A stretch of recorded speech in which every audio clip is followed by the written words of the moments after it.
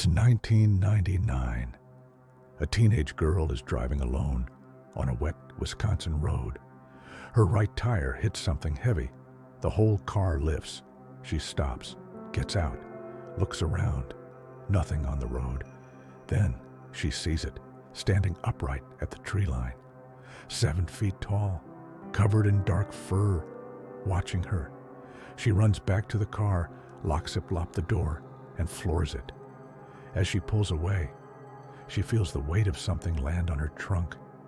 Then, in the rain, it slides off and disappears into the dark. She drives for 20 minutes before she stops shaking. What she saw that night has a name: the Beast of Bray Road. And this is the Black Files. Bray Road is easy to miss. It's a 4-mile stretch of county road just south of Elkhorn, Wisconsin, cutting through farmland, cornfields, and patchy woodland. No landmarks, no reason to know its name. For most of the 20th century, it was just another quiet rural road in the American Midwest. But for nearly 90 years, something has been using that road too. And the people who've encountered it have never been the same. Walworth County sits in the southeast corner of Wisconsin. Flat farming land, scattered houses, and long stretches of nothing between them. At night, it's the kind of place where you'd hear something long before you'd see it. The kind of place where the dark feels closer than it should. And it's here, on a road that barely shows up on most maps, that one of the most well-documented cryptid cases in American history quietly began. The earliest recorded encounter didn't happen on Bray Road at all. It happened in Jefferson, Wisconsin, 1936. A night watchman patrolling the grounds of a local school noticed movement near an old Indian burial mound on the property. He moved closer. In the darkness, he could make out a large figure crouching low, digging with its hands. Then it stopped. It stood up, slowly, fully upright, over 6 feet tall, with a canine-shaped head and broad, powerful shoulders. It turned toward him, let out a low, rumbling growl.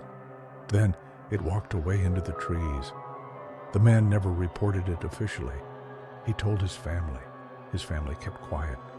That account stayed buried for decades, passed down quietly, until an investigator came along years later and started asking the right questions. The next wave of encounters started in the 1980s and built into something impossible to ignore by the early 1990s. Multiple witnesses, multiple locations, all within a few miles of each other, all describing the same thing. In the autumn of 1989, a dairy farmer named Scott Bray spotted what he first thought was a large, unusual dog in his pasture near Bray Road. It was bigger than any German shepherd he'd ever seen, gray or black furred, with a wide, powerful chest and pointed ears. He followed its tracks across the field. The trail led to a pile of rocks, and then simply stopped. The footprints were enormous. Around the same time, a woman named Lori Andrizzi was driving home alone at 1:30 in the morning. On the side of the road, she saw a figure crouching down over something. It was using its hands, or what looked like hands, to hold whatever it was eating. She slowed down. The creature was large, dark, and covered in hair. It had a long jaw and pointed ears. It didn't look up. She didn't stop. She drove to a friend's house and sat in silence for 20 minutes before she could explain what she'd seen. A man named Russell Jest was walking near Bray Road when something stepped out from behind a bush directly in front of him. It was standing on its hind legs, fully upright, looking at him. He turned and ran without stopping. In late 1990, a group of children reported seeing a large upright creature near a creek close to Bray Road. One of the children said it noticed them and turned toward them. They scattered in every direction, and none of them went back. Then came the incident that could no longer be ignored. A woman driving on Bray Road in December 1990 felt her car being struck from the side. She managed to keep driving and made it home. The next morning, she found long, deep claw marks raked across the rear door of her car. She hadn't imagined it. The marks were real. Something had been running alongside her vehicle and reached for it. By 1991, the accounts were stacking up and spreading through the community. A local journalist named Linda Godfrey decided to look into it. She went to Walworth County's Animal Control Department to ask whether anything unusual had been reported. The officer on duty didn't hesitate.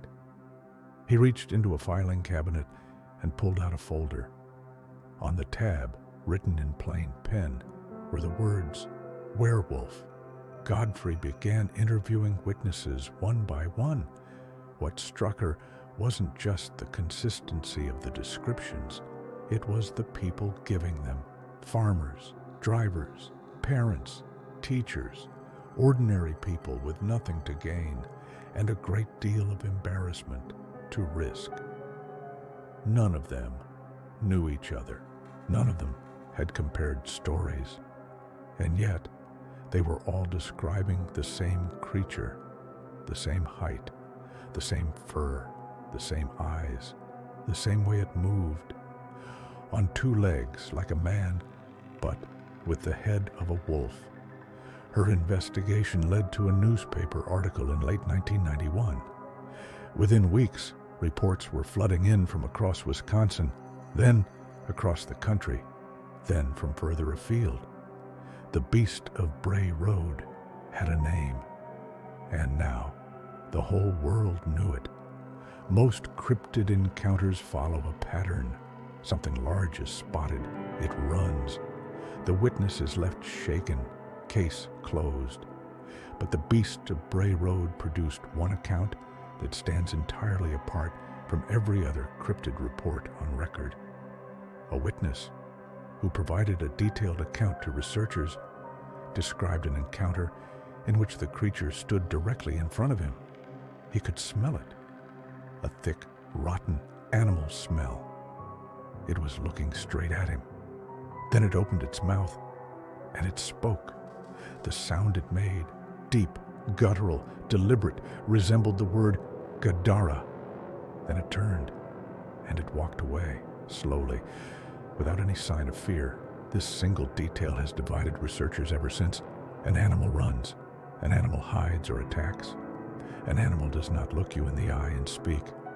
Whatever the Beast of Bray Road is, it is aware. It knows it is being seen. And on at least one occasion, it chose to respond. Researchers have placed the Beast of Bray Road into several categories over the years.